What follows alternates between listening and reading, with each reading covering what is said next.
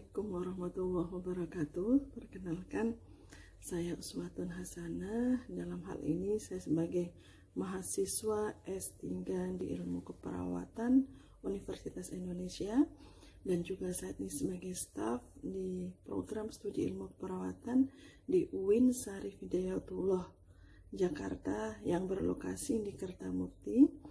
Saya akan menyampaikan serangkaian materi terkait dengan lanjut usia dengan hipertensi. Jadi nanti saya akan membahas terkait dengan apa yang dimaksud dengan hipertensi, kemudian bagaimana penanganan hipertensi pada lansia, dan juga nanti yang lain sebagainya. Insya Allah kami berharap bahwa video-video yang akan saya buat nantinya akan bermanfaat bagi para lansia dengan hipertensi. Yang pertama yang akan saya sampaikan adalah fakta tentang hipertensi di Indonesia, bahwa ternyata kejadian hipertensi di Indonesia secara umum sebesar 34,1% dari seluruh penduduk Indonesia itu menderita hipertensi, dan ternyata jumlah itu meningkat seiring dengan peningkatan usia. Jika pada usia kelompok umur 31 sampai 44 tahun, jumlah penderita hipertensi adalah sebanyak 31,6%, dan ternyata pada usia 55 sampai 64 tahun itu adalah sebanyak 55,2%, dan itu terus meningkat seiring dengan peningkatan usia. Sedangkan untuk biaya pelayanan hipertensi di Indonesia ternyata juga meningkat sangat tajam, bahwa pada tahun 2016 sebesar 2,6 triliun rupiah dialokasikan oleh pemerintah untuk menangani hipertensi, dan ternyata pada tahun 2007 dan pada tahun 2018 biaya penanganan untuk hipertensi itu merupakan nomor 3 dibandingkan dengan penyakit yang lainnya. Sedangkan pada kelompok lansia ternyata sebesar 63,5% lansia di Indonesia itu menderita hipertensi. Jadi dari data ini kita melihat bahwa memang diperlukan penanganan yang lebih baik.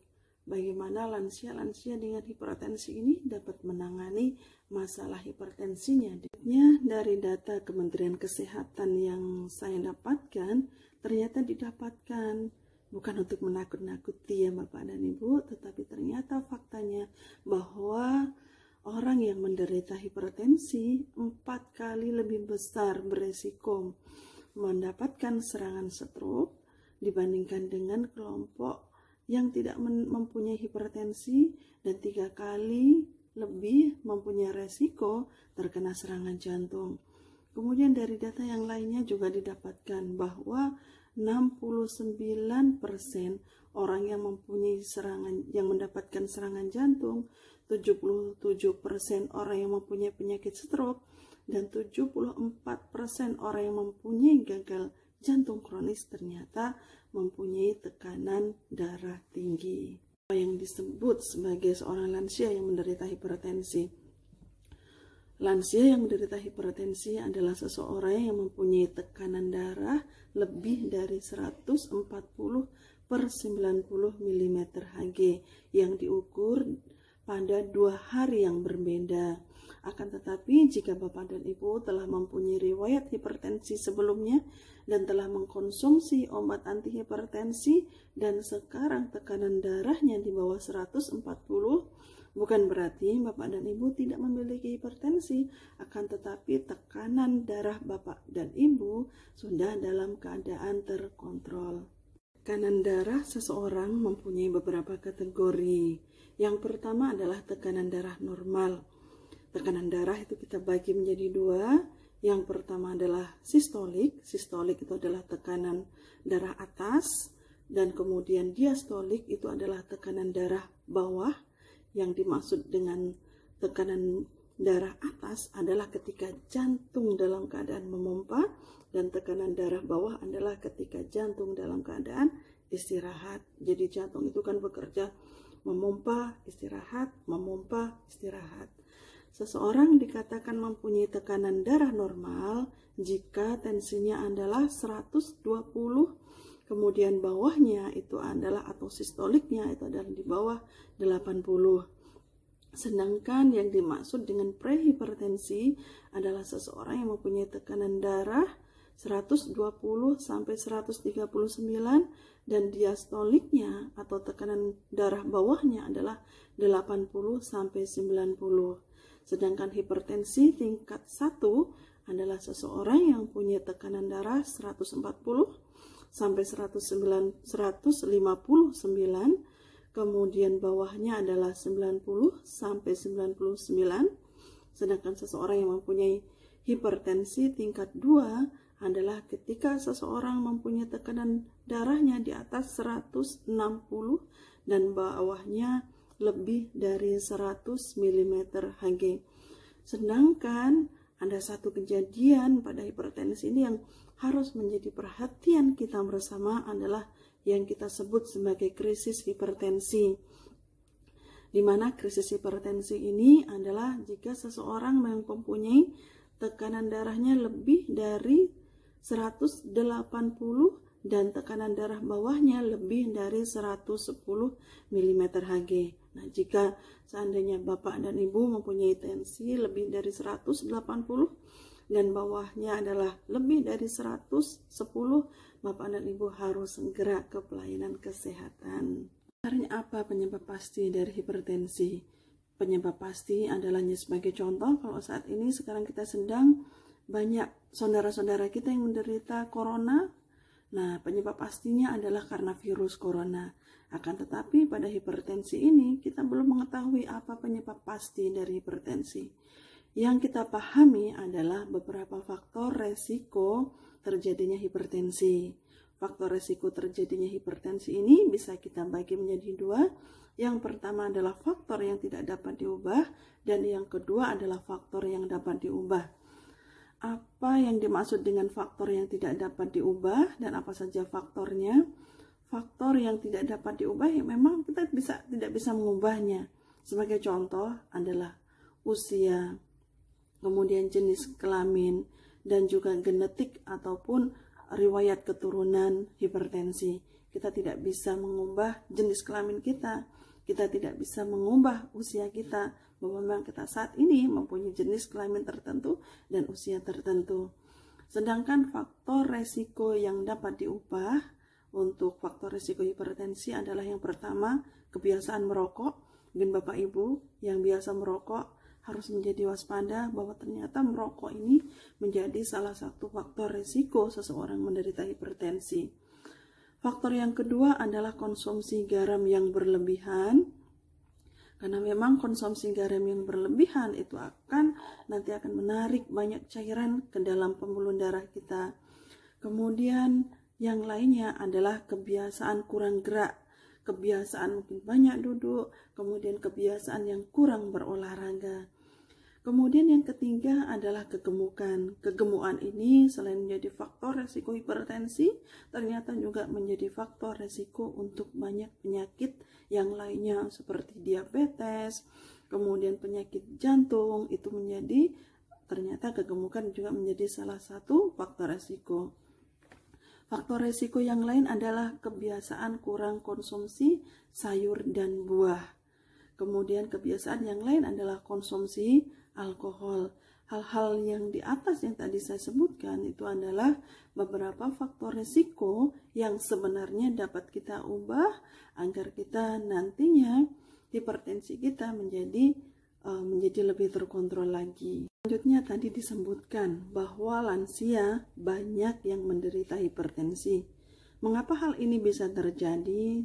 Seperti yang tadi telah disebutkan, bisa jadi memang kita mempunyai banyak faktor resiko, dan ternyata pada lansia ini juga ditemukan bahwa seiring dengan peningkatan usia, elastisitas arteri ataupun pembuluh darah kita telah menurun, sehingga menyebabkan kekakuan pada pembuluh darah kita ataupun kekakuan pada arteri, kemudian berkurangnya sensitivitas refleks baroreseptor atau berkurangnya sensitivitas keseimbangan tubuh kita, dan kemudian kemampuan ginjal kita di dalam mempertahankan keseimbangan ion. Adanya berbagai perubahan tadi sehingga menyebabkan tekanan darah pada lansia itu dapat mudah dipengaruhi oleh yang pertama karena adanya perubahan posisi tubuh, sebagai contoh dari duduk ke berdiri ataupun dari tiduran kemudian ke bangkit, dan yang kedua dapat dipengaruhi karena kurang istirahat,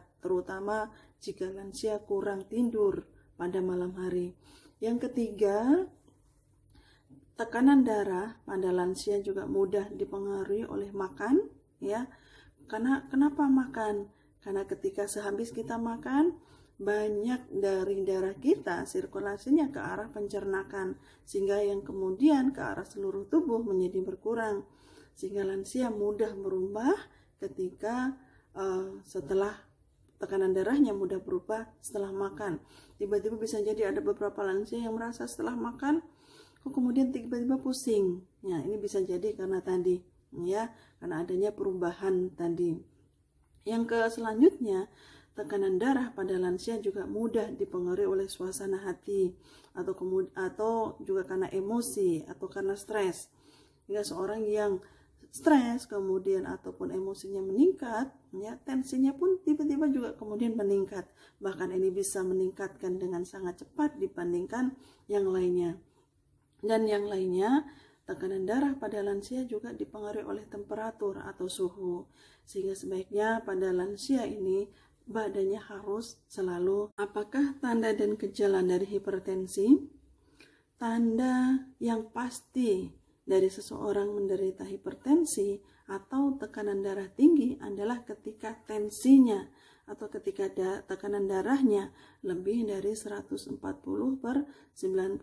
mm Hg. Itu adalah tanda pastinya. Kemudian gejalanya apa? Apa saja sih gejala-gejala yang sering dirasakan oleh lansia ketika seseorang itu menderita hipertensi? Sebenarnya lebih dari sepertiga seseorang yang menderita hipertensi itu tidak mempunyai gejala sama sekali. Mungkin sebagai contoh, ada orang lain yang merasakan kalau tensinya tinggi, merasa ada rasa berat di tengkuk. Tetapi sebenarnya lebih dari sepertiga dari penderita hipertensi itu tidak mempunyai gejala sama sekali. Bahkan walaupun tensinya meningkat lebih dari 170, dia pun tidak mempunyai gejala sama sekali. Nah, oleh karena itu hipertensi ini sering kita sebut sebagai pembunuh diam-diam ataupun the silent killer of disease. Disebutkan bahwa sepertiga lansia yang menderita hipertensi tidak mempunyai gejala sama sekali. Akan tetapi ada juga lansia yang merasakan gejala-gejala hipertensi dan itu bisa jadi berbeda untuk setiap lansia. Gejala ini bisa kita bagi menjadi kedua, yaitu yang pertama adalah gejala umum dan yang kedua adalah gejala spesifik ataupun gejala khusus yang seringkali dialami oleh lansia. Apa saja gejala umum yang seringkali dialami oleh lansia yang menderita hipertensi? Yang pertama adalah seringkali lansia merasakan sakit, pusing, ya, ataupun kepala terasa seperti berputar-putar. Kemudian seringkali lansia menderita rasa berat di tengkuk, ya. Yang ketiga adalah lansia mudah lelah. Kemudian bisa jadi penglihatan kabur, kemudian telinganya berdenging dan juga terasa jantung berdebar-debar. Itu adalah gejala-gejala umum dan itu seperti yang tadi saya sebutkan bisa jadi berbeda untuk setiap lansia. Sedangkan gejala-gejala yang spesifik yang seringkali dialami oleh lansia adalah yang pertama tadi merasa pusing ataupun keliengan ketika berpindah ataupun berubah posisi. Yang saya maksud dengan berubah posisi adalah ketika seorang lansia dari duduk ke bangkit ataupun dari tiduran ke bangkit, dia akan merasa pusing atau keliengan. Itu tadi karena sistem adaptasi ataupun sistem keseimbangan tubuh kita itu sudah berkurang. Kemudian ada beberapa lansia itu yang sering kali tensinya di malam hari itu tetap tinggi, ya. Nah, sehingga hal ini harus menjadi perhatian kita. Seringkali lansia menjadi sulit tidur di malam hari, kemudian terasa berat, terasa tidak nyaman di malam hari Kalau seorang lansia merasakan seperti ini, itu harus menjadi perhatian kita. Sehingga kalau seandainya di rumah ada tensi dan Bapak dan Ibu merasakan gejala di malam hari, itu merasa sakit, merasa pusing dan lain sebagainya, coba cek tensinya, berapa tekanan darahnya di malam hari. Dan kalau ternyata tensinya memang tinggi ketika di malam hari, itu harus kita laporkan ketika Bapak dan Ibu datang ke puskesmas ataupun pelayanan kesehatan lansia. Kemudian gejala yang lainnya seperti yang tadi saya sebutkan adalah merasa pusing ataupun keliangan setelah makan. Ada salah satu lansia yang menyatakan, saya kalau habis makan terasa pusing, terasa keliangan. Bisa jadi ini ya Bapak dan Ibu. Karena kalau seandainya kita habis makan, maka aliran darah kita banyak yang ke arah perut, sehingga dan aliran darah ke seluruh tubuh berkurang, sehingga menyebabkan tadi tensi kita walaupun lansia itu menderita hipertensi tiba-tiba menurun itu setelah makan ataupun tadi ketika berpindah posisi.